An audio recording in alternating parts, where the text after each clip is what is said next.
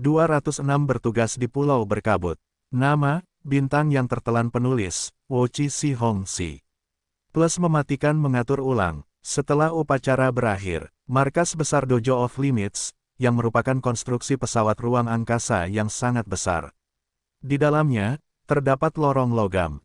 Pria berpakaian hitam, Hong, berjalan di depan, dengan Luo Feng mengikutinya di belakangnya. Pintu logam terbuka secara otomatis agar Hong dan Luo Feng dapat masuk, sebelum menutup sendiri setelahnya. Luo Feng, ini pertama kalinya kamu berada di markas besar Dojo of Limitsku.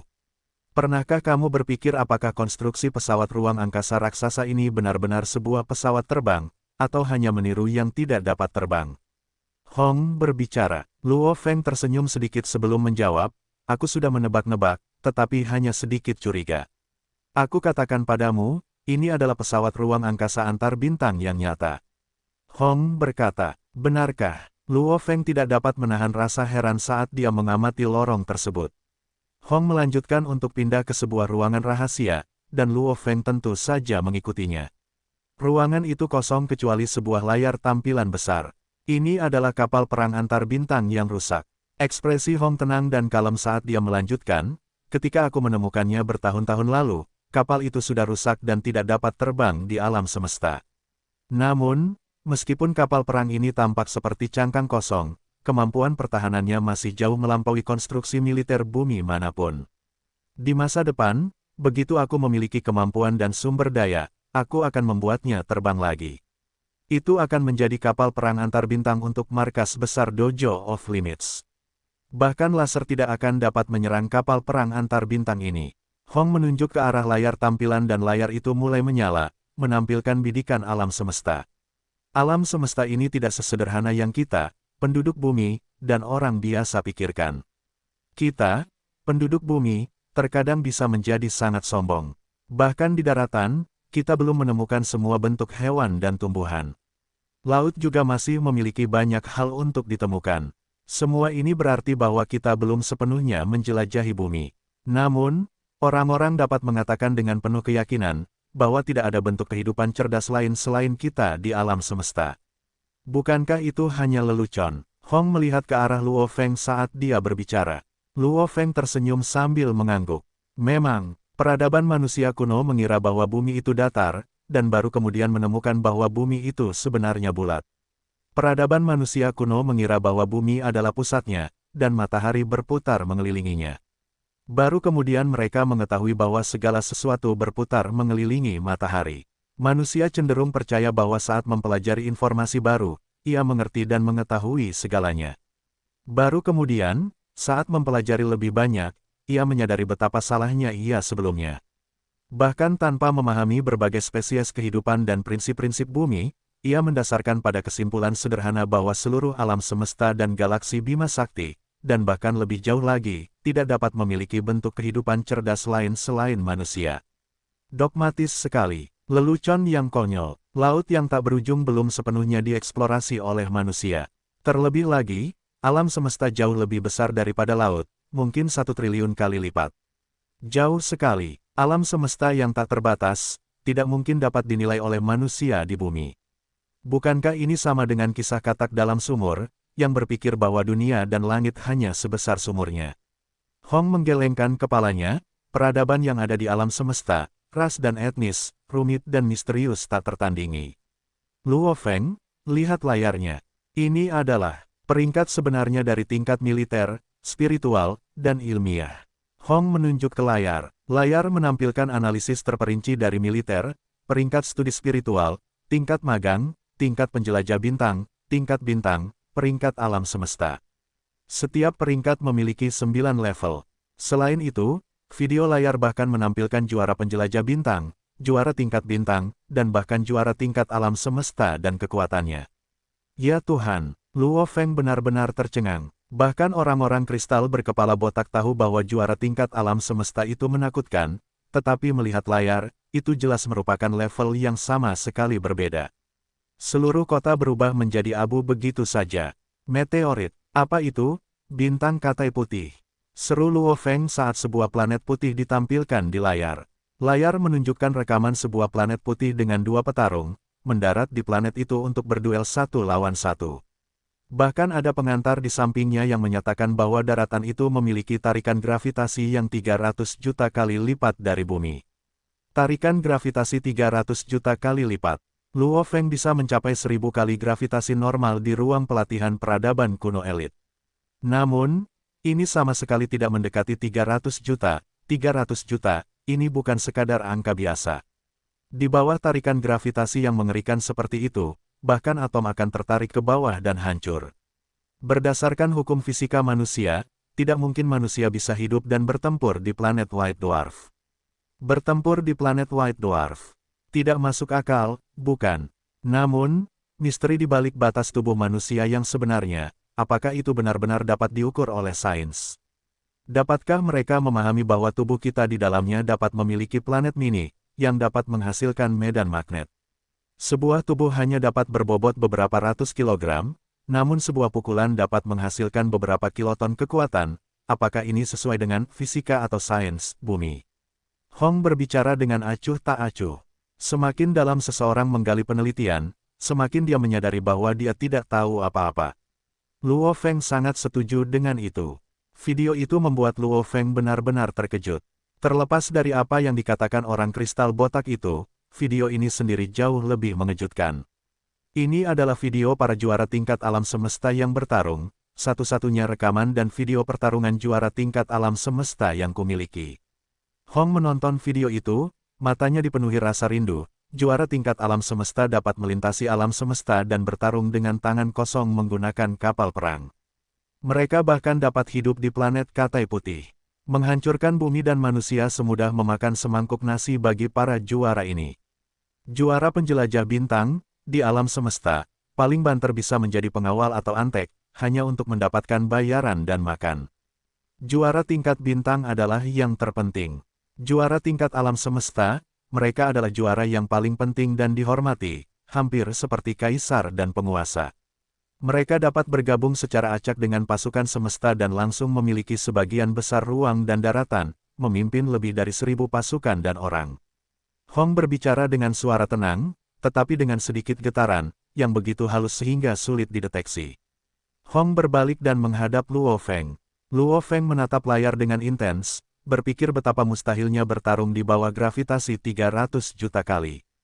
Namun, menurut orang kristal botak, dari para jenius planet yang tak terhitung jumlahnya, hanya satu juara tingkat semesta yang akan ada di sana. Luo Feng, Hong berkata dengan suara berat. Kepala, Luo Feng melihat ke arah Hong. Kekuatan otakmu sangat tinggi, dan meskipun aku tidak memiliki cara untuk menguji kemampuanmu sepenuhnya. Ujian khusus yang telah kau alami di reruntuhan arkeologi Tanda Pagar 9 sudah cukup menjadi buktinya. Hong berkata dengan suara berat, kau seorang jenius, dan meskipun di tingkat semesta mungkin tidak tampak banyak, setidaknya di bumi ini, tidak diragukan lagi tingkat kejeniusanmu adalah yang tertinggi. Hong menatap Luo Feng, Dewa Petir dan aku, adalah petarung paling berbakat. Kami adalah yang terkuat di bumi. Kemampuan mentalmu adalah yang terhebat di dunia, tetapi aku harap kau tidak bersantai bahkan untuk sesaat. Jangan pernah menjadi sombong hanya karena kau telah menjadi yang terhebat di dunia. Di alam semesta yang luas, kita hanyalah manusia, hanya penghuni dari planet lain. Posisi dan status bumi bergantung pada kita untuk diperjuangkan. Bahkan nasib masa depan bumi dan manusia bergantung pada kita. Hong menatap Luo Feng dengan saksama. Luo Feng menganggukkan kepalanya dengan saksama, dimengerti, kepala. Saat itulah Luo Feng benar-benar mengerti mengapa Hong dan Dewa Petir sudah jauh lebih kuat daripada orang lain. Mereka tidak pernah bersantai sejenak dan terus meningkatkan diri mereka sendiri. Hari itu, Hong membawa Luo Feng dan keduanya naik jet otomatis masing-masing untuk berangkat ke Pulau Berkabut, Australia. Meskipun dia telah menerima informasi dari kerabat Liu Yan, tubuh ayahnya saat ini belum sepenuhnya pulih dan tidak dapat melakukan perjalanan jauh untuk berkunjung. Begitu informasi itu diketahui, tidak diragukan lagi orang tuanya akan bergegas datang. Inilah sebabnya mengapa Luo Feng belum memberikan informasi itu kepada orang tuanya. Sebentar lagi, waktu yang tepat akan tiba saat tubuh ayahku pulih. Aku sudah menunggu selama 20 tahun, jadi setengah tahun lagi tidak akan membuat banyak perbedaan. Sebuah kapal perang segitiga merah muncul, dengan kapal perang segitiga biru tua mengikuti di belakang. Luo Feng, Hong, dan Dewa Petir semuanya duduk di kapal perang segitiga merah itu. Kita tiba di pulau berkabut. Hong berseru. Proyeksi di dalam kabin pesawat telah menunjukkan gambar seluruh dataran di bawah. Luo Feng melihat sekeliling danau di bawah. Di sekeliling danau besar itu terdapat sejumlah besar kapal perang terbang, kapal perang segitiga, Del. Bahkan ada beberapa pangkalan yang sedang dibangun. Luo Feng tidak dapat menahan diri untuk tidak terkejut. Kepala, apakah ini pulau berkabut? Tentu saja ini pulau berkabut. Hong mengangguk. Tapi, Luo Feng melihat 3 proyeksi virtual di layar dan itu memang pulau berkabut. Dia tercengang. Tidak ada kabut lagi di pulau berkabut, bahkan pulau itu pun hilang. Yang tersisa hanyalah danau yang diselimuti kabut. Tidak ada kabut, tidak ada pulau, apakah ini pulau berkabut yang sama seperti sebelumnya? Koordinatnya benar. Luo Feng melihat koordinat jam tangan komunikatornya, dan mendapat kejutan yang lebih besar. Begitu tanaman merambat panjang pulau berkabut itu diambil olehku, kabutnya pun menghilang dengan sendirinya. Hong menjelaskan, adapun pulau itu. Dalam perang besar belum lama ini, pulau itu hancur dalam pertempuran. Daratannya hancur dan semuanya ditelan oleh air. Menghancurkan seluruh pulau, Luo Feng berkata dengan khawatir. Pertempuran macam apa yang dapat menghancurkan pulau yang memiliki radius 10 km? Takut kalau itu adalah perang setingkat tanaman merambat yang panjang. Luo Feng, berpakaian putih, Dewa Petir berteriak sambil menunjuk ke arah danau di tengah kabut. Danau di pulau ini aneh. Ada banyak sekali makhluk air yang sangat kuat. Bahkan, ada satu yang memiliki 13 tentakel. Kamilah yang menemukan Raja Monster ketiga di bumi. Kaisar Monster, Luo Feng tidak dapat mempercayainya. Danau itu, jika seseorang terlalu dekat, dia pasti akan kehilangan nyawanya. Jika ada monster yang lebih tinggi dari level raja, monster itu pasti akan terbunuh. Pulau berkabut ini benar-benar istimewa. Hong melanjutkan dengan serius, pulau kecil seperti ini, bisa menghasilkan begitu banyak roh alam. Bahkan bisa menghasilkan tanaman merambat yang panjang, sungguh keberadaan yang menakutkan. Makhluk-makhluk di danau juga jauh lebih menakutkan dan misterius, jauh lebih banyak daripada lautan, dan ada juga kaisar monster ini. Tanaman merambat yang panjang, berbagai roh alam dan kaisar monster, semuanya berkumpul di sini. Semua kekuatan di bumi menganggap tempat ini sebagai keajaiban. Penemuan-penemuan sebelumnya oleh peradaban kuno tidak pernah segila atau sebesar ini. Penemuan ini akan mengguncang bumi. Hong menunjuk ke sekeliling danau. Lihatlah pesawat-pesawat ruang angkasa dan pangkalan-pangkalan itu. Semuanya milik 5 negara besar, masing-masing memiliki pangkalan mereka sendiri dan beberapa juara yang mewakili. Jumlah meriam laser melebihi 20 di sekitar danau ini. Hong berkata kepada Luo Feng. Luo Feng terkejut. Laser yang dapat membunuh monster tingkat kaisar, lebih dari 20 di sini. Siapapun yang mendapatkan harta karun itu, semuanya bergantung pada keberuntungan. Hong memerintahkan, jika kamu tidak tertarik, kembali saja. Jika kamu tertarik, buatlah pengaturan di sekitar pulau berkabut. Namun, aku tidak punya tempat untuk menjagamu, kembalilah ke jet otomatismu. Baiklah, Luo Feng menganggukkan kepalanya, dan melanjutkan ke arah itu. Ingat, jika kamu bertemu dengan Kaisar Monster, jangan mengandalkan kekuatan untuk melawannya. Gunakan kecepatanmu untuk menjauh. Hong memerintahkan, sebelum meninggalkan kabin. Melompat dari kapal dan mendarat di dataran liar yang tak berujung, yang bisa dilihat hanyalah kabut putih. Dibandingkan dengan tahun lalu, perubahannya terlalu drastis. Tidak ada yang tersisa dari Pulau Misti yang lama. Pulau Misti, apa sebenarnya yang kau sembunyikan sehingga semua kekuatan besar dunia ada di sini? Luo Feng mendesah dan berbalik ke arah jet otomatis biru gelapnya sendiri. Hong dan Dewa Petir ada di sini. Aku hampir tidak punya kesempatan untuk mendapatkan harta karun itu dengan mereka di sekitar. Aku akan lebih baik berada di pinggir lapangan menonton pertunjukan sambil berlatih tahap pertama dan kedua dari pesawat ulang-alik yang melayang. Luo Feng tidak serakah. Hadiah manusia adalah kesadaran dirinya. Dengan berkumpulnya 5 negara besar, pangkalan yang berbeda dan 2 kepala dojo besar, ditambah Kaisar Monster, di mana tempatnya di antara semua ini. Bagaimana dia? Luo Feng bisa bersaing dengan semua orang yang hadir di sini untuk mendapatkan harta karun. Apa sebenarnya yang kau sembunyikan sehingga semua kekuatan besar dunia ada di sini? Luo Feng mendesah dan berbalik ke arah jet otomatis biru gelapnya sendiri. Hong dan Dewa Petir ada di sini. Aku hampir tidak punya kesempatan untuk mendapatkan harta karun itu dengan mereka di sekitar. Aku akan lebih baik berada di pinggir lapangan menonton pertunjukan sambil berlatih tahap pertama dan kedua dari pesawat ulang-alik yang melayang. Luo Feng tidak serakah. Hadiah manusia adalah kesadaran dirinya sendiri. Dengan berkumpulnya 5 negara besar, pangkalan yang berbeda dan 2 kepala dojo besar, ditambah Kaisar Monster, tempat apa yang dia miliki di antara semua ini. Bagaimana dia, Luo Feng bisa bersaing dengan semua orang yang hadir di sini untuk mendapatkan harta karun? Apa sebenarnya yang kau sembunyikan sehingga semua kekuatan besar dunia ada di sini? Luo Feng mendesah dan berbalik ke arah jet otomatis biru gelapnya sendiri. Hong dan Dewa Petir ada di sini. Aku hampir tidak punya kesempatan untuk mendapatkan harta karun itu dengan mereka di sekitar. Aku akan lebih baik berada di pinggir lapangan menonton pertunjukan sambil berlatih tahap pertama dan kedua. Dari pesawat ulang-alik yang melayang, Luo Feng tidak serakah. Hadiah manusia adalah kesadaran dirinya sendiri. Dengan berkumpulnya 5 negara besar, pangkalan yang berbeda dan 2 kepala dojo besar, ditambah Kaisar Monster, tempat apa yang dia miliki di antara semua ini.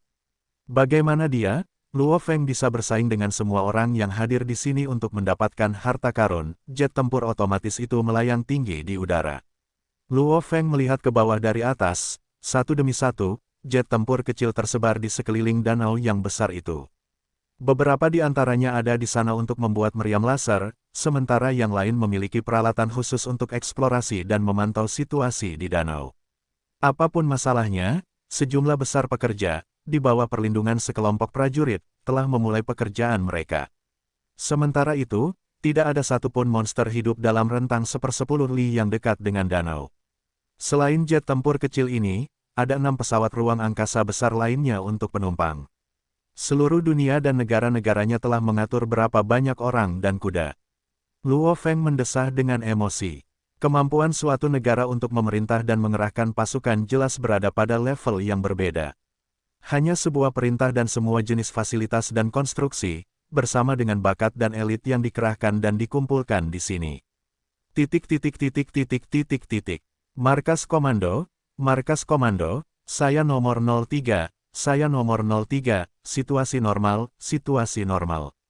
Markas Komando, saya nomor 08, saya nomor 08, penyesuaian arah selesai, penyesuaian arah selesai.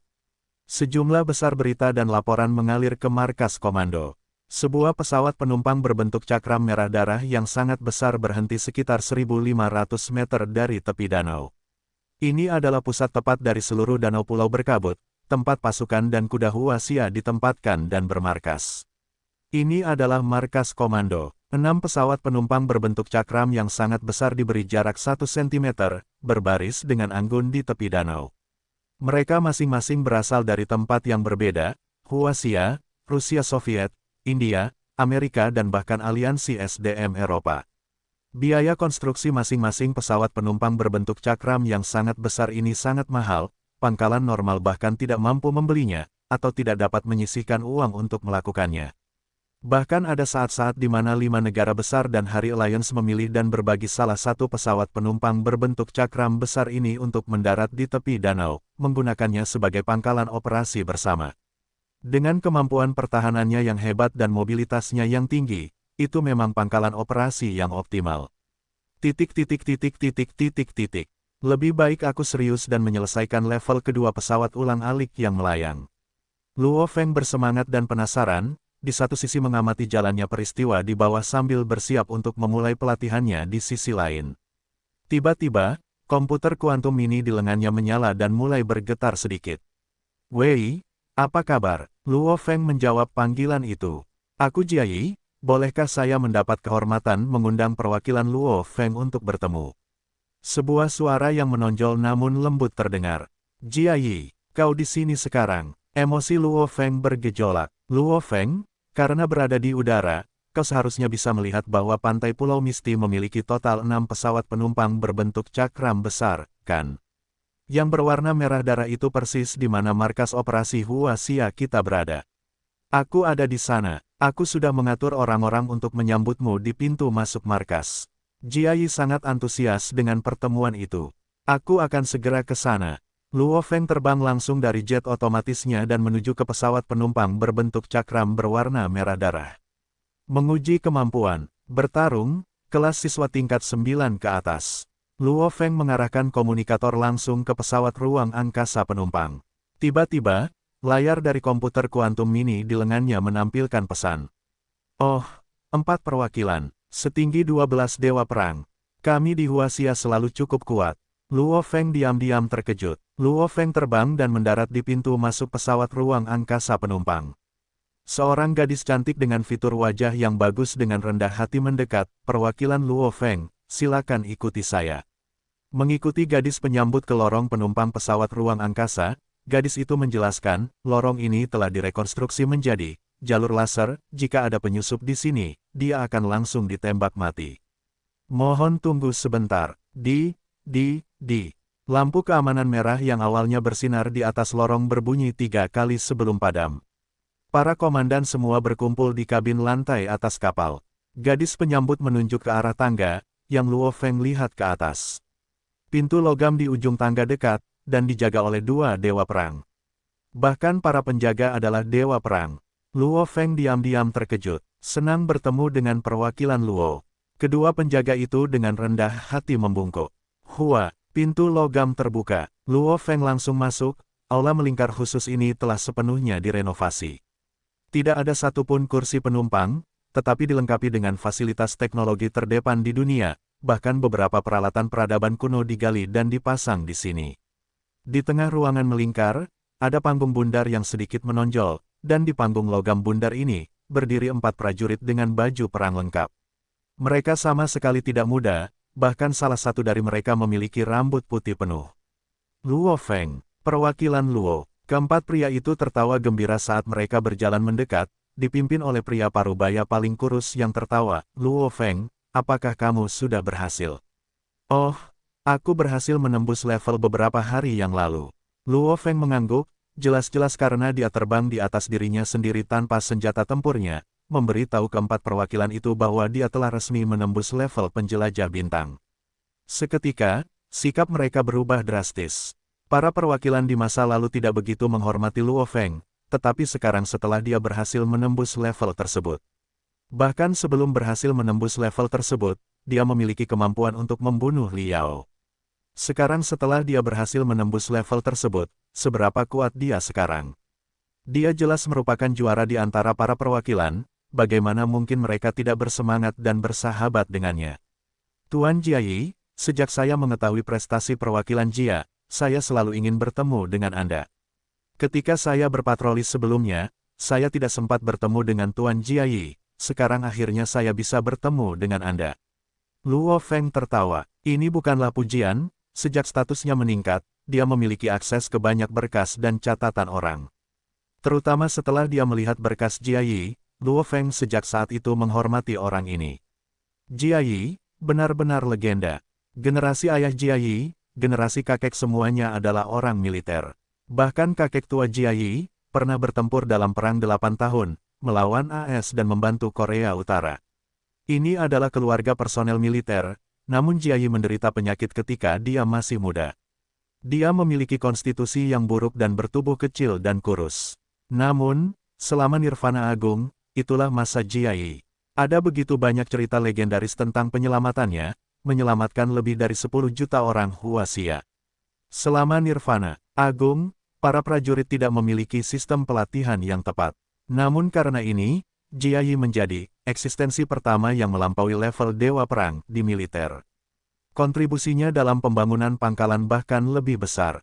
Dia bangga dengan latar belakang militernya, terutama karena telah menjadi eksistensi yang melampaui dewa perang. Jia Yi tidak memiliki keraguan sedikit pun dan masih setia pada negaranya. Selama beberapa dekade, jumlah orang yang diselamatkannya berkisar lebih dari 10 juta. Orang-orang yang dia selamatkan secara tidak langsung bahkan lebih banyak lagi. Dengan kerja keras dan kekuasaannya, Jia Yi adalah wakil ketua komisi militer saat ini, dengan otoritas dan kekuasaan yang menduduki peringkat 3 teratas di Huaxia. Ia dianggap sebagai pemimpin sejati dan elit di militer Huaxia. Penjelajah bintang level 2, jika Jiayi hidup di generasiku, dengan bimbingan dan pelatihan yang tepat, ia akan berada di level yang jauh lebih tinggi. Luo Feng sangat menghormatinya, terutama karena ia telah menyelamatkan puluhan juta orang selama Nirwana Agung. Haha, aku juga ingin melihat apa yang bisa dilakukan oleh para jenius generasi baru Huaxia. Jiayi tersenyum. Kemarilah, ketiga orang di sampingku, kalian kenal mereka, bukan? Perwakilan Zhu, perwakilan Tuoba, perwakilan Deng. Luo Feng tersenyum. Ketiga perwakilan itu membalas senyumannya. Luo Feng melihat ke arah aula bundar, aula itu dipenuhi dengan berbagai jenis peralatan, banyak di antaranya yang belum pernah dilihatnya sebelumnya. Dia tidak dapat menahan diri untuk berkomentar, melihat jenis dan konstruksinya. Ini benar-benar peralatan yang unik, tidak seperti konstruksi bumi yang saya duga. Beberapa digali dari reruntuhan kuno. Jiayi menunjuk ke arah layar besar dan memerintahkan, kirimkan hasil pembacaan dari danau pulau berkabut ke sini. Baik, Komandan. Layar itu langsung menyala dan menampilkan danau pulau berkabut. Ada banyak sekali sosok kompleks di sekitar danau. Sosok-sosok ini, apakah semuanya makhluk air? Luo Feng dengan penasaran melihat ke layar, menakjubkan, seluruh populasi makhluk di danau itu dapat dipindai dari sini. Tidak sulit, 5 negara besar semuanya dapat melakukannya. Jiayi berjalan ke depan layar, menunjuknya, lihat, kedalaman rata-rata danau pulau berkabut sekitar 300 meter. Daerah terdalamnya mendekati 1000 meter. Namun, Kaisar Monster, tidak ada di danau. Pindai 3500 meter di bawah, perintah Jiayi. Diagram layar mulai berfluktuasi tidak teratur, hingga mencapai 3500 meter di bawah permukaan tanah. Ini adalah, mata Luo Feng terbuka lebar karena terkejut. Ini adalah Kaisar Monster, yang kami sebut sebagai Monster Tentacle. Jiayi menunjuk ke arah sosok yang kabur. Sosok itu sangat besar. Layar menggambarkan seluruh pulau 3500 meter di bawah permukaan tanah, namun sosok ini menempati separuh layar, menunjukkan betapa besarnya makhluk ini. Kaisar Monster, Monster Tentacle, memiliki total 13 tentakel, masing-masing membentang sekitar 1500 meter. Jiayi menunjuk ke arah sosok itu. Lihat, dia bahkan membawa mainan seperti cangkang, yang mampu menyembunyikan semua tentakelnya di dalam cangkang dalam sekejap. Itu belum semuanya, dia bahkan punya fitur khusus yang unik untuk makhluk tentakel, dia bisa dengan mudah dan cepat menumbuhkan kembali tentakelnya yang hilang. Jiayi menggelengkan kepalanya. Kita sudah menyisir pulau ini selama berhari-hari dan kita belum menemukan jejak harta karun atau rahasia. Yang terpenting adalah Kaisar Monster ada di bawah sana dan kita tidak berani turun. Luo Feng mengangguk sedikit, masuk ke dalam tanah dan membunuh Kaisar Monster.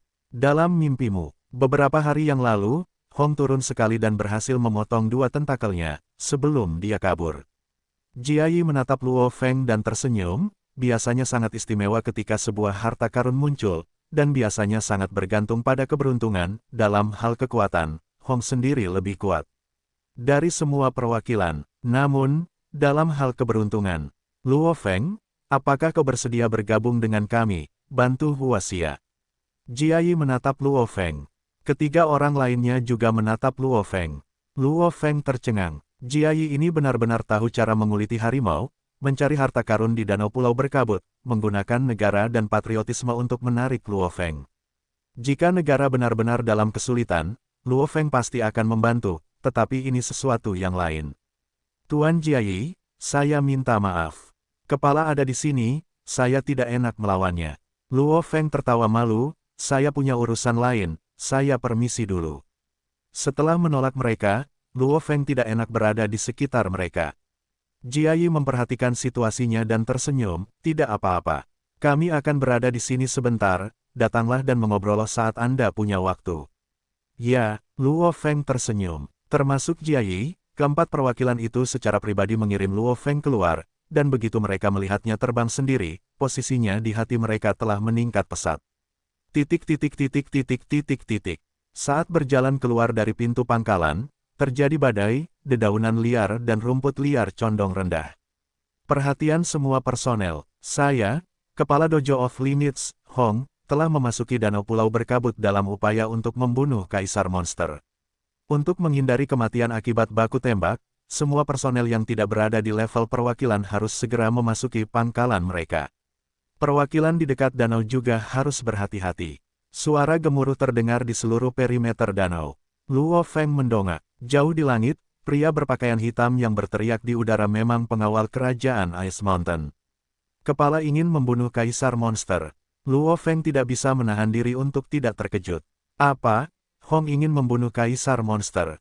Jia Yi dan 4 perwakilan di belakang Luo Feng juga terkejut dengan berita itu. Wus, wus, wus. Satu persatu, para prajurit mulai terbang dan meninggalkan tempat kejadian. Di langit mendung di atas, sekitar 30 siluet melayang. Mereka semua adalah prajurit terkenal di dunia yang berdiri di puncak kekuatan, eksistensi yang melampaui para dewa perang. Luo Feng, bersama dengan Jia Yi dan 3 perwakilan lainnya melayang beberapa ratus meter di udara.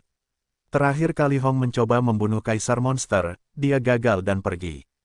Meskipun dia mungkin telah melukai Kaisar Monster, dia sendiri juga terluka.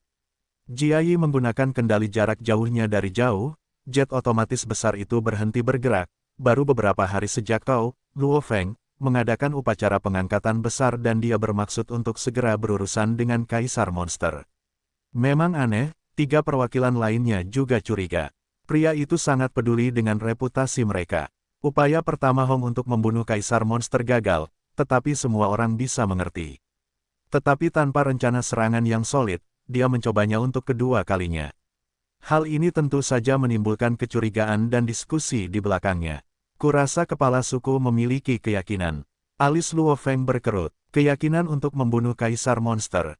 Jia Yi dan perwakilan lainnya menggelengkan kepala dengan lembut. Jika dia memiliki keyakinan dan jaminan, 2 Kaisar Monster lainnya di laut pasti sudah ditaklukkan sejak lama. Sejumlah besar prajurit perwakilan semuanya melayang di udara tinggi di atas, menunggu untuk menyaksikan pertempuran. Sejumlah besar pesawat kecil dan kapal perang di tepi pantai semuanya terbang kembali ke pangkalan masing-masing. Semua personel di bawah level perwakilan telah kembali langsung ke pangkalan. Mereka telah menyaksikan banyak hal terakhir kali Hong melawan Kaisar Monster. Mereka tahu bahwa itu adalah pertempuran besar, dan saat pertempuran itu terjadi baku tembak atau bocor, bahkan. Para perwakilan harus berhati-hati agar tidak kehilangan nyawa mereka. Lihat, Hong dan Dewa Petir. Apakah mereka berdua bekerja sama kali ini? Di atas, para perwakilan masih memiliki penglihatan dan pandangan yang bagus. Mundur, mundur, jangan pernah terlalu dekat dengan pantai, menjauhlah Luo Feng. Wilayah udara di atas danau adalah tempat yang sangat bagus untuk terjebak dalam baku tembak. Baik itu kepalamu atau Kaisar Monster, satu pukulan atau hantaman nyasar bukanlah sesuatu yang bisa kita tangani, jangan ceroboh. Jia Yi dan perwakilan lainnya bergerak menjauh, Luo Feng mengikutinya dan terbang mundur. Lingkungan Danau Misty Island sunyi, pangkalan-pangkalan di sekitarnya semuanya memantau setiap gerakan yang terjadi di danau. 30 prajurit perwakilan, yang hampir semuanya berpakaian hitam, melayang tinggi di langit, memfokuskan seluruh perhatian mereka pada Hong dan Thunder God. Hong, berpakaian hitam dan biksu botak berjubah putih, Dewa Petir, terbang berdekatan menuju tengah danau. Dewa Petir menatap Hong, berbisik pelan, "Saudara Hong, begitu monster tentakel itu memasuki danau, itu akan seperti ikan yang masuk ke air. Di sisi lain, kita para pejuang manusia kehilangan banyak kekuatan di air. Kau gagal terakhir kali, hanya dengan membawa tanaman merambat kontak awan, kau yakin bisa menang kali ini. Setiap tindakan dan gerakan manusia dipengaruhi oleh ketahanan air. Semakin cepat seseorang, semakin tinggi ketahanannya. Hong dan Dewa Petir menghadapi ketahanan dan keterbatasan yang sangat tinggi di bawah air, namun Kaisar Monster itu paling kuat di sana. Dengan tanaman merambat kontak awan, aku memiliki 3 kali lipat keyakinan untuk membunuh monster tentakel itu. Bahkan jika dia tidak terbunuh, kita akan dapat kembali dengan selamat. Kecuali dia bersembunyi. Jika tidak, tidak mungkin aku akan terluka lagi." Hong melayang dengan tenang menuju danau, terlebih lagi, makhluk terkuat di danau pulau berkabut ini adalah Kaisar Monster itu. Dia adalah rintangan terbesar antara kita dan harta karun itu. Bagaimana mungkin kita tidak membunuhnya jika kita menginginkan harta karun itu? Dewa Petir tidak dapat berkata apa-apa. Tanpa membunuh kaisar monster ini, sama sekali tidak ada cara yang aman untuk menggali di bawah. Tindakanmu akan membantu 5 negara, aliansi SDM, Dewa Petir tertawa, dan juga membantuku. Sudah kukatakan sebelumnya, untuk mendapatkan harta karun itu bergantung pada takdir dan tujuan. Itu seperti pesawat ulang-alik yang terbang tinggi, itu milikku tetapi aku tidak bisa dan tidak tahu bagaimana menggunakannya. Saat itu mendarat di tangan Luo Feng, itu menjadi sangat kuat. Pesawat ulang-alik yang terbang tinggi dan dia ditakdirkan untuk bersama. Hong tersenyum, tanaman rambat kontak awan ini, mungkin bukan berasal dari bumi. Aku tidak pernah meninggalkan bumi, tetapi itu mendarat di tanganku. Dapat dikatakan bahwa kita ditakdirkan untuk bersama.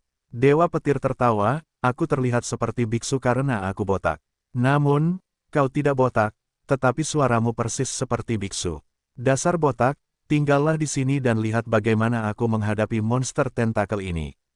Hong berpakaian hitam selesai berbicara dan segera berubah menjadi cahaya hitam, melesat dengan ganas ke permukaan danau. Bagian tengah danau berguncang, dan Hong berpakaian hitam sudah berada 300 meter atau lebih di bawah permukaan, menembus lumpur dan lapisan batu. Itu adalah penyusupan yang sangat cepat. Asteris asteris asteris asteris asteris asteris. Langit semakin gelap, lampu di 6 pangkalan mulai menyala. 30 siluet tampak samar-samar seperti dewa dan malaikat, melayang di langit. Lihat, itu bergerak. Jiayi menatap layar komunikator arlojinya, 3 perwakilan lainnya bersama Luo Feng semuanya terpaku pada layar yang sama. Layar itu menampilkan sosok kaisar monster yang sangat besar. Sosok itu sudah lama tidak bergerak, namun sekarang bergerak dengan panik, 3 tentakelnya melambai dengan liar. Pada saat yang sama, seluruh tubuhnya dengan cepat terangkat. Lampu merah ini melambangkan Hong. Jiayi menunjuk ke arah cahaya kecil yang mengambang di salah satu tentakel. Sosok yang tingginya tidak lebih dari 2 meter, sementara setiap tentakelnya sekitar 1.500 meter, perbedaan antara keduanya sungguh mengejutkan. Hong bergerak cepat, kaisar monster harus mengandalkan tentakelnya untuk membalas. Lihat, seluruh tanah dan hutan belantara berguncang. Luo Feng dan rekan-rekannya sedikit takut saat mereka melihat ke tanah beberapa ratus meter di bawah, saat kaisar monster ini, monster tentakel, membalas dengan keras, seluruh permukaan tanah berguncang karena serangannya. Sebuah tentakel telah patah. Luo Feng dan rekan-rekannya menatap layar, salah satu tentakelnya terpotong sepertiga. Hong dan kaisar monster bergerak sangat cepat. Kaisar monster sudah melarikan diri ke danau. Antara lapisan batu dan danau, gerakannya jauh lebih cepat. Hong juga memasuki danau, kecepatannya juga meningkat cukup banyak. Tapi jelas tidak mendekati peningkatan kecepatan kaisar monster. Beberapa perwakilan dengan gugup menyaksikan pertempuran itu, mendiskusikan inti pertempuran itu. Tidak bagus, mundur. Jiayi meraung dengan suara yang dalam. Sebuah tentakel ditampilkan di layar, dengan cepat menuju permukaan danau. Benar, dalam kemunduran Luo Feng dan rekan-rekannya, tentakel sepanjang 20 meter atau lebih yang permukaannya sepenuhnya ditutupi oleh batu dan tanah melesat ke langit. Tentakel itu melesat hingga mencapai panjang sekitar 1000 meter, hampir seperti kereta api yang mengamuk yang menghubungkan gerbong-gerbongnya. Satu tentakel yang panjangnya sekitar 1000 meter, memiliki sekitar 20 meter atau lebih batu dan tanah, namun, hampir seperti tongkat emas Sun Wukong yang legendaris, ia bergerak cepat dan cepat menelan semua yang ada dalam jarak 1 kilometer. Ledakan dan gemuruh memenuhi udara. Udara meledak dan gelombang besar naik dari danau. Sejumlah besar makhluk air terhempas ke udara dari pertempuran, atau hancur menjadi daging dan tanah. Beberapa mati dengan menyedihkan sementara yang lain lumpuh atau terluka parah. Hampir seperti tarian tentakel, kaisar monster mengguncang langit dan bumi. Ini bahkan lebih gila daripada perang melawan tanaman merambat yang panjang. Luo Feng bisa mencium bau tentakel yang melambai-lambai dengan liar yang sepertinya akan menusuk langit, bau amis yang sangat menyengat. Baunya hampir seperti hasil laut, namun sedikit seperti cacing tanah. Baunya sangat menyengat dan membuat orang mual. Meskipun menyengat, kekuatan tentakel itu benar-benar mengejutkan. Bahkan jika kita memiliki set dewa hitam, jika kita menyentuh tentakel itu, 8 atau 9 dari 10 dari kita akan mati. Jiayi menatap Luo Feng, Luo Feng, aku sarankan kamu untuk mengenakan baju perang tingkat SS di atas set dewa hitammu. Tidak heran kalian semua mengenakan baju perang. Luo Feng menganggukkan kepalanya dengan saksama. Jiayi dan para perwakilan semuanya mengenakan baju perang tingkat SS di atas set dewa hitam mereka. Bukan hanya mereka yang mengenakan 2 lapis perlindungan, semua perwakilan dan prajurit di langit sebagian besar melakukan hal yang sama. Dengan Kaisar Monster, baju perang tingkat SS ini pasti bisa menyelamatkan hidup kita. Luo Feng mengangguk. Baju besi SS Grade, meskipun tidak dapat sepenuhnya menyebarkan kerusakan ke seluruh tubuh, masih mampu mengurangi jumlah kerusakan yang diterima secara signifikan. Luo Feng dan keempat perwakilan menatap layar jam tangan mereka dengan saksama. Kaisar monster itu besar dan mudah dikenali, sementara Hong hanya cahaya merah, kecil. Hong telah menyerbu ke dalam cangkang Kaisar monster. Serangan yang dahsyat, gemuruh. Siluet manusia bergegas menuju langit dari danau, itu adalah Hong berpakaian hitam. Tangannya memegang tombak perak, matanya dipenuhi dengan intensitas.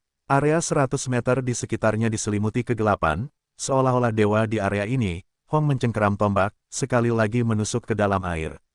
Tentakel kedua patah. Zhu dari samping tidak dapat menahan diri untuk tidak berteriak. Hong mengambang di cangkang Kaisar monster. Ah, apa yang terjadi?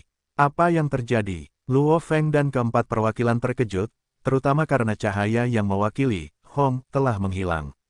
Luo Feng dan rekan-rekannya menatap Jiayi. Jiayi hanya menggelengkan kepalanya, penuh keraguan, tidak jelas, perangkat itu tidak pernah bereaksi seperti ini sebelumnya. Apapun yang hidup, seharusnya dapat dideteksi olehnya. Hidup, apakah itu berarti Hong telah meninggal? Perwakilan Tuoba berkata dengan lembut dari samping. Lihatlah danau itu. Luo Feng berteriak. Seketika, semua orang melihat ke arah danau, hanya untuk melihat gelombang yang awalnya bergejolak meledak. Yang bisa dilihat hanyalah tentakel yang melesat tinggi, menembus langit. Sekitar 7 atau 8 tentakel itu mengepak dengan keras, tanpa motif atau rencana yang tepat, itu hanya melambaikannya dengan liar. Sejumlah besar makhluk air terperangkap dalam baku tembak, mewarnai danau menjadi merah. Nah, teriakan melengking dan sedih terdengar dari bawah, menggetarkan permukaan tanah. Betapa menusuk telinga. 30 lebih prajurit tingkat penjelajah bintang yang melayang di udara tidak dapat menahan diri untuk tidak menutup telinga mereka, wajah mereka meringis kesakitan. Tentakel-tentakel itu, yang dulunya penuh dengan kekuatan dan tenaga, perlahan-lahan, satu persatu, melambat, jatuh tak bernyawa ke dalam danau. Beberapa bahkan jatuh di tanah liar di tepi pantai. Berat tentakel itu sendiri membelah 2 parit dalam di tanah itu. Air dengan cepat mengalir masuk untuk mengisinya. Ia sudah mati. Kaisar monster, monster tentakel, telah mati. Lihat layarnya, siluet Kaisar monster itu memudar, sinyal kehidupannya memudar dengan cepat, sangat cepat. Ia hilang. Di bawah perhatian ketat Luo Feng dan rekan-rekannya, siluet Kaisar monster yang sangat besar itu menghilang. Cahaya merah bersinar sangat terang. Itu Hong. Permukaan danau beriak sekali lagi. 30 lebih prajurit penjelajah bintang yang melayang di udara semuanya berbalik ke permukaan danau yang luas, beriak, sampai tentakel yang tertutup batu dan tanah terbang keluar dari air, diikuti oleh pria berpakaian hitam, Hong. Tangan kanan Hong benar-benar mengangkat tentakel sepanjang 10 meter yang terbungkus tanaman merambat. Seret, pria berpakaian hitam, Hong, terbang ke langit. Termasuk tentakel yang lebih panjang dari 3000 meter, material monster, mereka meninggalkan permukaan air sepenuhnya. Hampir seolah-olah sebuah pulau terapung hitam besar telah muncul di atas danau. 30 lebih penjelajah bintang, 5 negara besar bumi, aliansi hari, komandan dari setiap pangkalan, pekerja dan semua berdiri di sana dengan kaget saat mereka menyaksikan pemandangan ini. Pada saat yang sama, pemandangan dan berita disiarkan ke seluruh dunia dan organisasi. Semua orang tetap diam, tubuh Kaisar Agung yang panjangnya lebih dari 3000 meter itu benar-benar pemandangan yang harus dilihat. Personel kuat dari setiap negara telah berkumpul di sekitar Danau Pulau Misti, termasuk juga para prajurit Star Traveler yang kuat tak tertandingi. Setiap dari mereka merasa seolah-olah jantung mereka telah berhenti berdetak, darah mereka berhenti mengalir saat mereka melihat pemandangan ini. Itu terlalu sulit dipercaya, terlalu dibesar-besarkan. Di udara di atas danau, Hong, yang menyeret mayat Kaisar Agung, sedang menuju ke tanah liar, sebelum turun perlahan, membiarkan mayat itu beristirahat di tanah. Putong, setiap tentakel kasar sepanjang 1500 meter mulai jatuh di tanah liar, menyebabkan seluruh tanah bergemuruh seolah-olah telah terjadi gempa bumi. Sangat kuat, Luo Feng mendongak ke arah Hong berpakaian hitam. Sementara wajahnya pucat pasi, matanya cerah dan bersinar, dengan rasa gembira dan puas. Melayang tinggi di atas, Hong mengamati sekelilingnya, hampir seperti seorang raja yang mengawasi wilayahnya. Tidak seorang pun berani melakukan kontak mata dengan Hong. Tak terkalahkan di antara para penjelajah bintang. Bahkan di dalam air, dia mampu membunuh seorang kaisar agung air. Luo Feng benar-benar terkejut. Tak terkalahkan di antara para penjelajah bintang hanya berarti bahwa tidak ada penjelajah bintang lain yang bisa menandinginya. Itu tidak berarti bahwa dia memiliki kemampuan untuk membunuh para penjelajah bintang di levelnya. Seperti bagaimana pemimpin monster tingkat tinggi, sama kuat dan cepatnya dengan manusia tingkat dewa perang, karena keragaman dan pertumbuhan mereka, memiliki keunggulan alami dalam hal kekuatan dan tenaga. Kaisar Agung, hanya kekuatan tubuhnya dan yang lainnya seharusnya berada di atas Hong. Bahkan di habitat aslinya, air, saat bertarung. Jika bukan karena wilayah Hong sendiri, penjelajah bintang level 6 lainnya akan langsung mati. Karena Hong memiliki wilayahnya sendiri, dia tak terkalahkan di antara para penjelajah bintang. Baik di darat maupun di udara, dia mampu membunuh musuh manapun. Namun, di dalam air, kekuatannya sangat berkurang, sementara kekuatan monster itu sangat meningkat. Yang satu berkurang sementara yang lain menjadi lebih kuat. Itulah sebabnya Hong tidak dijamin akan membunuh Kaisar Agung di dalam air. Namun kali ini, dengan Cloud Contact Fin, bersama dengan beberapa serangan dan peluang yang tepat waktu yang dimanfaatkannya, Hong berhasil. Kaisar Agung, suatu hari, aku ingin bisa membunuh satu sendirian. Luo Feng menatap Hong, yang tampak hampir seperti dewa, dan hatinya dipenuhi dengan kerinduan yang besar. Asteris asteris asteris asteris asteris asteris. Sementara Luo Feng dan beberapa prajurit lainnya masih terkejut atas prestasi pertempuran Hong, pemerintah lain dari negara-negara bumi mulai merasakan gatal untuk mendapatkan bahan-bahan tersebut. Titik titik titik titik titik titik. Mayat Kaisar Agung, ini adalah yang pertama di dunia yang pernah dilihat dan dimiliki. Harganya tak terukur. Titik titik titik titik titik titik. Perdana Menteri, kami di Departemen Riset Nasional belum pernah mendapatkan sepotong tubuh Kaisar Agung. Saya mohon Tuan Perdana Menteri, mohon bicara dengan Dojo of Limits agar kami bisa mendapatkan sepotong mayat Kaisar Agung. Titik titik titik titik titik titik. Saya sarankan segera beli sepotong tubuh Kaisar Agung, dan bagian yang harus kita teliti terlebih dahulu adalah struktur tulang dan kerangka, komposisi kulit, dan lainnya.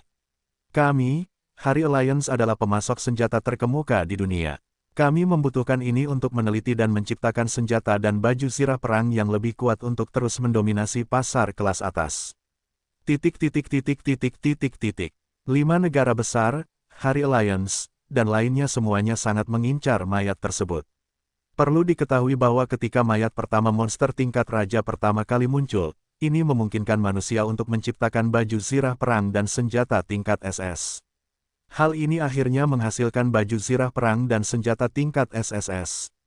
Namun, sebagai perbandingan, item tingkat SSS terlalu mahal karena dibuat sepenuhnya dengan bahan bermutu tinggi dan mahal. Itulah sebabnya hampir tidak ada yang membeli baju zirah tingkat SSS. Dengan uang sebanyak itu, orang lebih suka membeli set Dewa Hitam. Sekarang mayat Kaisar Agung pertama diperoleh. Dengan penelitian dan studi intensif, siapa yang tahu hasil dan penemuan apa yang akan dibuat. Asteris asteris asteris asteris asteris asteris. Malam telah tiba dan gelap. Daratan Australia, di atas hutan belantara yang luas, memiliki apa yang tampak seperti gunung kecil mayat tergeletak di atasnya. Hong berpakaian hitam berdiri di samping, dibandingkan dengan ukuran mayat Kaisar Agung, seperti semut di samping raksasa. Liu He, Hong mulai berbicara. Kepala, Liu He, yang berada jauh di dalam pangkalan Hong Ning segera menjawab. Segera kirim tim peneliti, bersama dengan 2 tim kecil khusus Dewa Perang. Dengan kecepatan tercepat, pergilah ke Pulau Berkabut untuk menemuiku. Hong memerintahkan. Baik, Kepala. Liu He mengikuti perintahnya. Titik titik titik titik titik titik. Tidak hanya itu, Hong segera memerintahkan binatang dari 3 pengawal kerajaan untuk bergegas. Dengan itu, mereka semua akan berkumpul di sini. Di saat-saat yang paling penting, mereka adalah orang-orang yang paling dipercayai Hong. Baik, Tuan. Suara rendah dan tebal keluar dari komunikator telepon. Saudara Hong. Suara yang dipenuhi ejekan terdengar, wajahnya masih pucat tanpa sedikit pun darah. Hong menoleh dengan dingin ke arah suara itu. Itu dari si botak berjubah putih, Dewa Petir.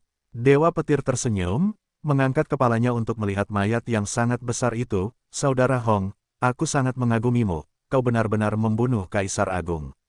Hong hanya menganggukkan kepalanya sedikit. Sial, tidak sedikit pun rendah hati. Dewa Petir tidak dapat menahan diri untuk mengedipkan matanya. Hong menatap Dewa Petir dengan tatapan tak berdaya. Mereka berdua lahir tepat sebelum periode Nirvana Agung. Dewa Petir berdarah campuran, dengan sedikit garis keturunan Tiongkok dan India. Ayah Dewa Petir adalah seorang guru yoga yang pernah pergi ke India untuk belajar yoga. Di sanalah ia bertemu dengan ibu Dewa Petir dan kemudian kembali ke Tiongkok. Sikap Dewa Petir selalu menyenangkan dan nakal, tetapi karena pengaruh film dan televisi, ia mulai menyukai seni bela diri Tiongkok. Karena dilatih oleh ayahnya sejak usia muda, yoganya cukup bagus. Bersamaan dengan itu, kerja keras dan pembelajarannya dalam seni bela diri Tiongkok membuatnya cukup terkenal di kalangan seni bela diri sebagai si gila petir. Di kalangan seni bela diri Tiongkok, semua orang tahu ada anak muda berdarah campuran yang sangat kompetitif. Ketika periode Nirvana Agung tiba, Dewa Petir menggabungkan seni bela diri Tiongkok dan yoga untuk menciptakan teknik tubuhnya yang kuat, kurang dari 9 Stage Lightning Blade lebih besar dari. Tidak seperti Dewa Petir, sebelum Nirvana Agung, Hong adalah seorang pembunuh. Seorang pembunuh dan badut, sungguh kombinasi yang aneh. Meskipun karakter mereka berbeda, mereka memiliki kesamaan, yaitu ekspektasi mereka terhadap diri mereka sendiri sangat tinggi dan ketat. Dari tidak tahu apa-apa hingga dilatih yoga secara ketat oleh ayahnya, Thunder God jelas bisa bekerja keras. Tidak perlu menyebutkan Hong. Latar belakangnya sebagai pembunuh menyebabkan kepribadiannya menjadi dingin. Selama Nirvana Agung, tingkat kekuatan keduanya tiba-tiba melonjak. Selain beberapa keajaiban ditambah kejeniusan alami mereka, keduanya saling memverifikasi, kekuatan mereka tumbuh lebih cepat. Dengan dasar-dasar tubuh dan latihan yang tepat sejak usia muda, Thunder God secara alami tumbuh lebih kuat dari Hong. Selain itu, dengan bentuk pelatihan dan pembelajaran yang sistematis, kecepatan peningkatannya selalu mengejutkan. Baik itu kekuatan tubuh, kecepatan, kekokohan dan penggunaan otot serta batasnya, Thunder God berada di atas Hong dalam segala hal. Hong hanya memiliki satu hal, persepsi dan kecerdasannya sangat tinggi, seorang penjelajah bintang yang memiliki wilayahnya sendiri. Secara alami ia menjadi yang terkuat di dunia. Dari keduanya, yang satu mendirikan Dojo of Limits sementara yang lain mendirikan Thunder Dojo. Sementara mereka yang berada di bawah mereka terus-menerus bertarung dan bersaing, Hong dan Dewa Petir tidak pernah berhenti atau campur tangan. Keduanya telah melalui banyak situasi hidup dan mati bersama-sama dan berhubungan baik. Persaingan antara para prajurit di bawah mereka memiliki manfaatnya sendiri. Saudara Hong, kamu telah membunuh Kaisar Agung ini, masih ada dua lagi di laut, tidak bisakah kamu membunuh mereka juga?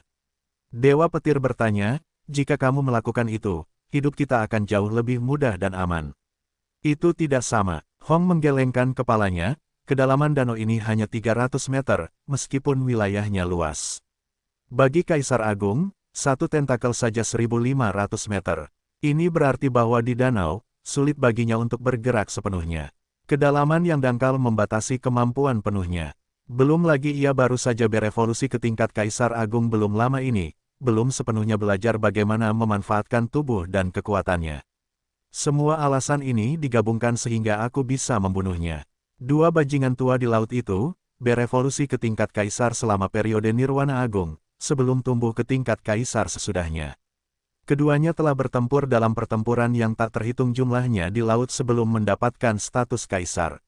Monster tentakel ini tampaknya muncul entah dari mana secara tiba-tiba, dengan sedikit pengalaman dan kendali atas dirinya sendiri. Itu tidak ada apa-apanya dibandingkan dengan dua lainnya.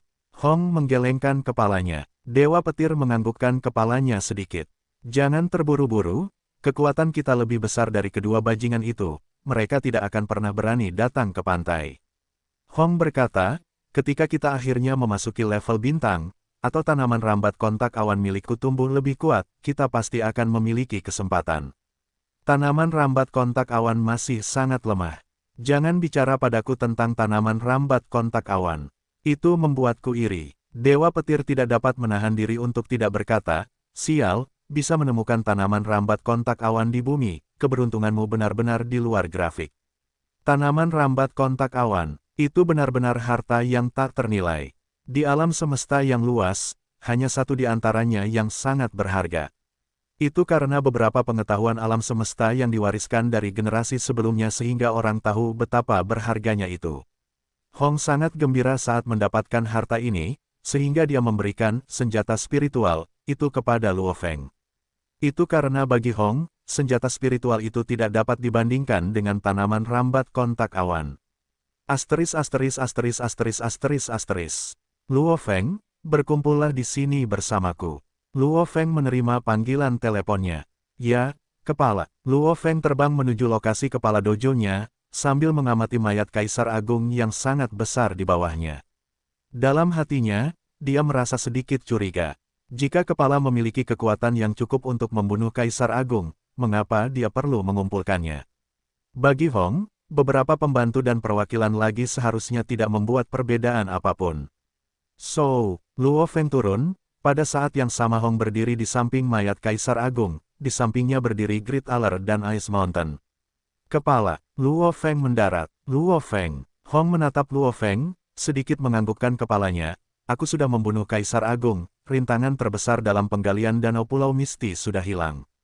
Negara-negara lain, Hari Alliance DKK beserta perwakilannya, beberapa di antaranya sudah mulai menggali danau. Masih banyak lagi yang sudah mulai bersiap bekerja. Aku sudah mengatur agar banyak orang datang. Sekarang, kalian bertiga harus segera mulai memasuki danau dan menggali harta karun. Hong memerintahkan dengan serius. Begitu kalian menemukan harta karun, jika kalian bisa mengambilnya, ambillah. Jika tidak memungkinkan, segera beritahu aku. Baik, Ketua. Mengenakan topeng emas, Aller dan Ice Mountain, bersama Luo Feng segera mengikuti perintahnya. Tentu saja, begitu kalian menemukan harta karun, jika kita berhasil mendapatkannya, orang yang menemukannya juga akan diberi hadiah 30%. Orang yang mendapatkannya juga akan mendapat 30%. Sisanya 40% akan diberikan kepada dojo. Hong berkata dengan serius, ini berarti bahwa begitu kalian menemukan harta karun dan mendapatkannya, kalian secara otomatis mendapatkan 60% dari hadiahnya. Aller, Ice Mountain, dan Luo Feng menganggukkan kepala. Mendapatkan 60% bukanlah kesepakatan yang buruk. Selain itu, begitu mereka mendapatkan harta karun, mereka tidak perlu khawatir tentang pencurian atau perkelahian dari orang lain, karena mereka didukung oleh Hong. Bagus, kalian bertiga bisa berangkat sekarang. Perintah Hong. Ya, Luo Feng, Aller, dan Ice Mountain mengikuti perintah itu. Mereka segera berubah menjadi 3 lampu terang yang melesat menuju danau. Pada saat yang sama, banyak perwakilan dan prajurit lainnya, kadang-kadang 1 atau 2 orang, terbang menuju Danau Misty Island. Penggalian besar yang menarik perhatian seluruh dunia baru saja resmi dimulai. Luo Feng, Aller, dan Ice Mountain mengenakan pakaian yang sama, set seragam tempur di luar dan set dewa hitam di dalam. Aller dan Ice Mountain sama-sama mengenakan topeng emas ekstra. Luo Feng mengenakan set seragam tempurnya, di jet otomatis setelah menyaksikan pertarungan Hong dengan monster Kaisar Agung. Ketiganya terbang di atas langit berdampingan. Kita akan berpencar dan mencari, kata pengawal kerajaan Aller. Oke, suara Ice Mountain sedingin biasanya. Baiklah, Luo Feng mengangguk. Jari-jari danau berkabut ini lebih dari 100 km, yang berarti wilayahnya sangat luas. Selain itu, tempat Kaisar Agung itu tinggal berada 3.500 meter di bawah tanah sementara danau itu sendiri hanya sedalam 300 meter. Jadi mungkin harta karun itu berada di bawah tanah dasar danau di beberapa lapisan berbatu di bawah tanah. Pencarian akan cukup sulit. Luo Feng juga setuju bahwa berpisah adalah tindakan yang tepat. Dibandingkan dengan lapisan batu yang lebih besar di bawah tanah, pertama-tama aku akan memeriksa danau yang lebih kecil ini. Luo Feng tidak dapat menahan diri untuk tidak melirik ke kejauhan dan melihat sebuah gambar yang menyerbu ke danau beberapa ribu meter jauhnya. Ini jelas merupakan petarung tingkat perwakilan lainnya. Daya tarik harta karun di danau berkabut memang besar, Putong. Air memercik kemana-mana saat Luo Feng langsung menyerbu ke danau. Dengan seragam tempurnya yang terpasang di luar dan dewa hitamnya terpasang di dalam, dia menginjak pesawat ulang-aliknya yang melayang dan memiliki 18 bilah pisau yang berputar di sekelilingnya, siap menyerang kapan saja. Luo Feng bersenjata lengkap, harta karun, aku bahkan tidak tahu harta karun apa itu, jadi bagaimana aku bisa menemukannya. Luo Feng dalam kesulitan, sampai sekarang, berbagai kekuatan bahkan tidak yakin apa harta karun itu dan berapa jumlahnya. Semua orang hanya bisa mencari seperti orang buta, untung aku pembaca roh. Aku akan menyebarkan kekuatan spiritualku dalam radius 200 meter dan mencari. Pemindaian dari kekuatan spiritualnya lebih efektif daripada radar. Begitulah, Luo Feng memulai perburuan harta karun yang berdarah. Kembali ketika dia datang ke danau berkabut ini terakhir kali, dia hampir kehilangan nyawanya. Dan kali ini, yang disebut monster tingkat pemimpin gerombolan tingkat tinggi, itu dengan mudah dibunuh oleh bilah pedang Luo Feng. Sangat mudah. Setelah menghabiskan 32 menit, Luo Feng memindai lebih dari 80% danau dengan kecepatannya yang mengejutkan. Dalam perjalanan, dia membunuh lebih dari 1000 monster dan 13 monster pemimpin gerombolan. Luo Feng menggunakan kekuatan spiritualnya untuk mengumpulkan bahan-bahan dari 2 monster tingkat pemimpin gerombolan tingkat tinggi ke dalam ransel yang dibentuk oleh set Dewa Hitam. Pembaca roh tingkat penjelajah bintang pasti menghasilkan uang dengan mudah di bumi, pikir Luo Feng dalam hati setelah mengumpulkan bahan-bahan dari 2 monster dan menyerahkan sisanya. Luo Feng, ada penemuan apapun di danau. Sebuah suara terdengar dari jam tangan komunikasi taktis, yang merupakan suara alar, aku sudah memindai lebih dari 36% danau, tidak ada apa-apa, kata Luo Feng pelan, aku memindai lebih dari 80% area, dalam hal kemampuan pencarian, petarung tingkat penjelajah bintang jelas lebih baik daripada dewa perang, karena bahkan petarung tingkat penjelajah bintang dapat melepaskan energi genetik mereka di luar tubuh mereka. Misalnya, api yang mengelilingi tubuh perwakilan Far. Misalnya, Lanran di markas besar Jiangnan menyebabkan suhu di sekitarnya turun drastis dan air mancur membeku ketika dia menghentikan Luo Feng membunuh Liao. Petarung tingkat penjelajah bintang dapat mengendalikan energi dalam radius tertentu dan mencari harta karun seperti itu. Tentu saja, pembaca roh penjelajah bintang bahkan lebih baik dalam mencari. Setelah itu adalah petarung tingkat penjelajah bintang, dan setelah itu adalah pembaca roh tingkat dewa perang. Terakhir adalah petarung tingkat dewa perang. Sayangnya, para petarung tingkat dewa perang hanya bisa menggunakan kedua mata mereka untuk mencari, yang sangat tidak efisien. Kamu memindai 80%, aku memindai 36%, Gunung Es memindai 41%, dan tidak ada dari kita yang menemukan apapun. Secara total, kita mungkin memindai lebih dari 95% danau. Kurasa, kita harus pergi ke bawah tanah, pesan Aler. Aku setuju, jawab Luo Feng. Wus, pada saat yang sama, 3 petarung tingkat penjelajah bintang yang kuat Aler, Gunung Es, dan Luo Feng muncul dari permukaan air dan terbang ke udara. Setelah itu, mereka terbang menuju reruntuhan pulau berkabut di tengah danau. Putong, putong, Luo Feng melihat di kejauhan para dewa perang demi dewa perang melompat ke danau dari jet tempur. Bahkan para dewa perang datang untuk mencari harta karun, sungguh. Luo Feng menggelengkan kepalanya, untung mereka tidak bodoh dan hanya mencari di antara pulau dan tanah. Jika seorang dewa perang bertemu dengan pemimpin gerombolan di danau, pada dasarnya dia tidak menganggap serius hidupnya sendiri. Daerah danau tempat para dewa perang itu melompat masih merupakan bagian dari pulau di tengah belum lama ini. Namun, pertempuran besar itu sedikit mengikis sisi-sisi pulau itu, jadi sisa pulau itu berada di bawah air. Bagian-bagian itu tidak dapat dilihat dengan mata telanjang. Para dewa perang yang melompat ke dalam air dapat dengan cepat menggali tanah. Dan kemudian mencari harta karun di tanah dan bebatuan. Monster jarang ada di lapisan berbatu, dan bahkan jika mereka muncul, mereka biasanya cukup lemah. Lapisan tanah dan bebatuan di bawah tanah memiliki area yang lebih besar daripada danau, dan mencari di sana lebih sulit daripada di air, kata Aler dengan dingin, cara lama yang sama, kita berpisah. Aku akan pergi duluan. Luo Feng langsung menyerbu ke dalam danau dan setelah beberapa meter dalam, mengebor tanah dan bebatuan di bawah. Kepalanya berada di atas dan kakinya berada di bawah saat kedua kakinya secara otomatis menjulur menjadi bor. Dia dengan mudah menembus tanah dan bebatuan dan mengebor ke bawah. Di bawah tanah, semuanya gelap. Mencari harta karun di bawah tanah mungkin sulit bagi orang lain. Kekuatan spiritual Luo Feng menyebar. Dia tidak tahu seperti apa bentuk harta karun yang dicarinya. Apakah itu tanaman, biji, atau kehidupan, atau reruntuhan arkeologi. Karena dia tidak tahu dan tidak memiliki target, butuh waktu lama baginya untuk mencari. 3 jam kemudian, 2 hingga 3.000 meter di bawah tanah, sebuah sungai bawah tanah mengamuk. Dengan suara peng, Luo Feng menghancurkan bebatuan dan jatuh ke sungai yang gelap. Itu di sini. Dulu aku memakan jantung pohon willow 1000 tahun di tepi sungai ini. Sungguh nostalgia. Aku akan menggali lubang dan beristirahat di sini juga. Luo Feng dengan mudah menggali lubang sedikit di atas sungai yang gelap dan duduk bersila sambil memejamkan mata. Bahkan jika dia memiliki banyak kekuatan spiritual, pikirannya cukup lelah setelah mencari selama 3 jam tanpa henti dengan kekuatan spiritualnya mencari radius 200 meter di sekitarnya dengan dia di tengahnya.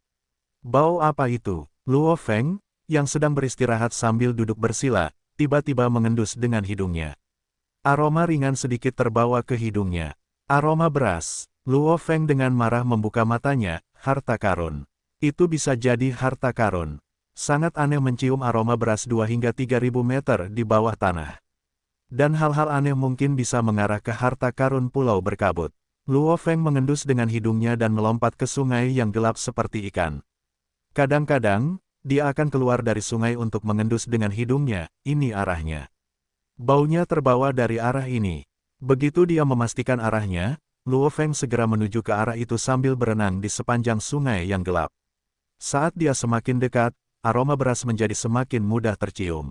Gemuruh gelombang-gelombang, Luo Feng menyusuri sungai yang gelap ini dan muncul di sungai yang lebih lebar, seolah-olah sungai yang gelap sebelumnya hanyalah cabang dari sungai yang lebih lebar ini. Ada monster laut, kekuatan spiritual Luo Feng ditemukan setelah satu pemindaian, jumlahnya tidak banyak, tetapi kebanyakan dari mereka cukup kuat, Luo Feng sama sekali tidak menganggap ini aneh. Saat itu, Luo Feng melihat dari layar di pangkalan Tiongkok bahwa danau itu memiliki kedalaman rata-rata 300 meter, dan bagian terdalamnya adalah 1000 meter. Namun, diagram ini hanya menunjukkan bagian-bagian utamanya. Pada kenyataannya, masih ada beberapa terowongan yang menghubungkan danau dengan area bawah tanah. Misalnya, Kaisar Agung sebelumnya berhasil menyerbu ke danau dari jarak 3.500 meter di bawah tanah. Terkadang ia pergi ke danau dan terkadang kembali ke bawah tanah. Karena pergerakan Kaisar Agung, terowongan demi terowongan terbentuk.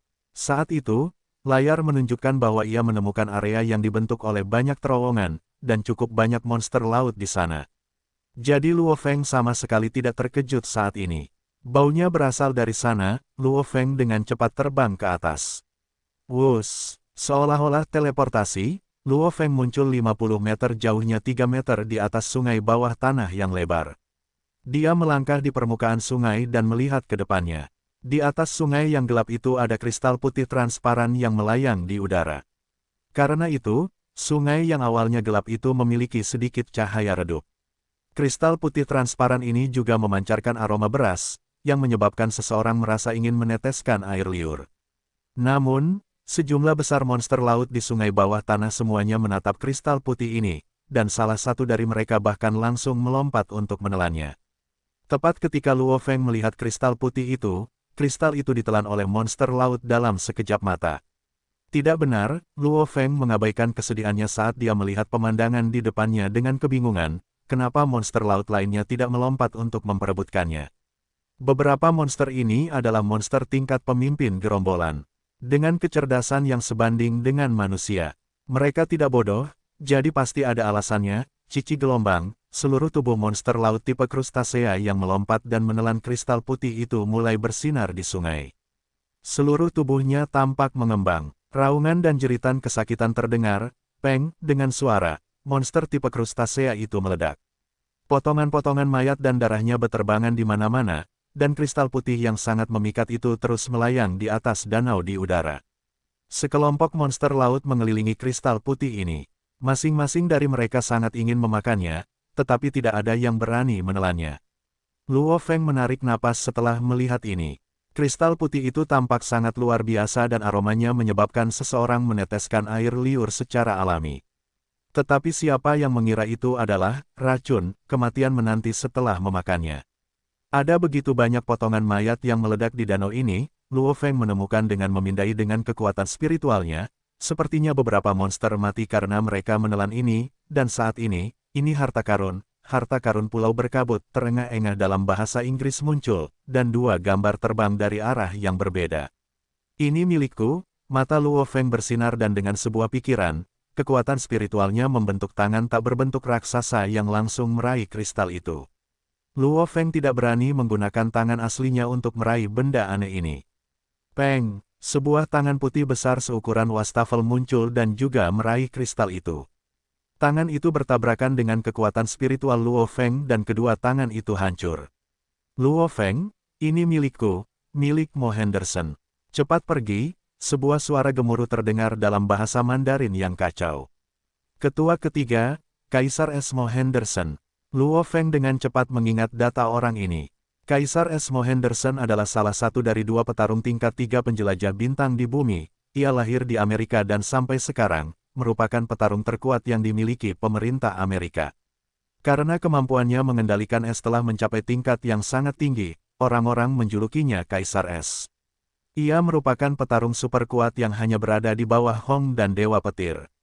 Ini milik Dojo of Limits dan kau berani mencurinya.